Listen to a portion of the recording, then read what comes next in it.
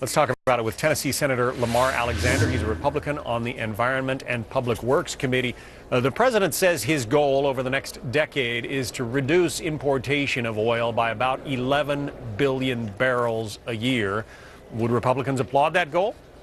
Well, it's very ambitious. I mean, it'd be a good idea to stop importing oil from people trying to blow us up. But to do that, we've not only got to use less, we've got to find more. And the president needs to be as eager to help us find more offshore on federal lands and in Alaska as he was in Brazil the other day, where he encouraged them to drill more and sell it to us. It's my understanding that one of the president's proposals is a $7,500 tax credit for electric vehicles like the Chevy Volt, for instance. Now, I'm all for American car companies building great cars, but that car has been criticized as a $40,000 very expensive vehicle. Do taxpayers, should they be subsidizing people's personal choices if they want to buy a car like that?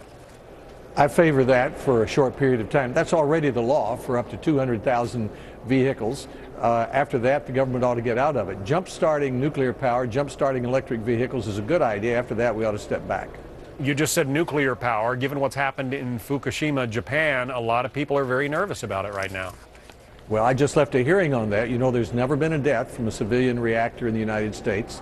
There's never been a death from a reactor in any of our Navy reactors. There's never, and no one was even hurt at 3 Mile Island, so we have to learn lessons. But if we want clean electricity in the future, we're going to have nuclear power. It's 70% of our clean electricity today.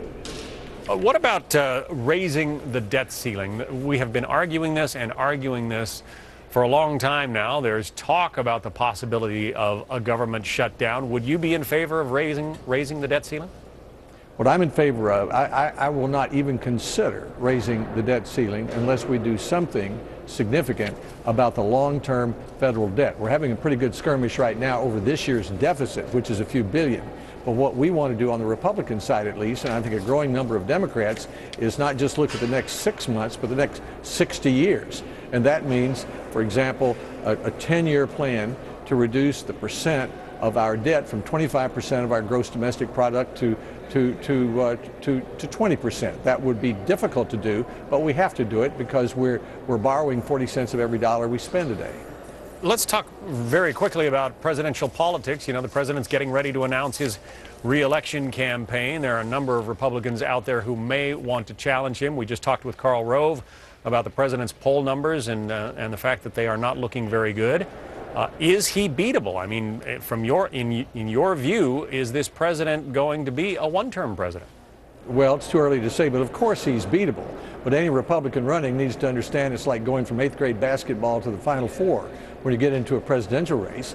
And we'll have to be strong on defense. We'll have to be for a low-cost clean energy policy instead of a high-cost energy policy that drives overseas like the president does. So if we're strong on defense, strong on reducing the budget, and have a low-cost energy policy, a good, strong Republican candidate can surely win.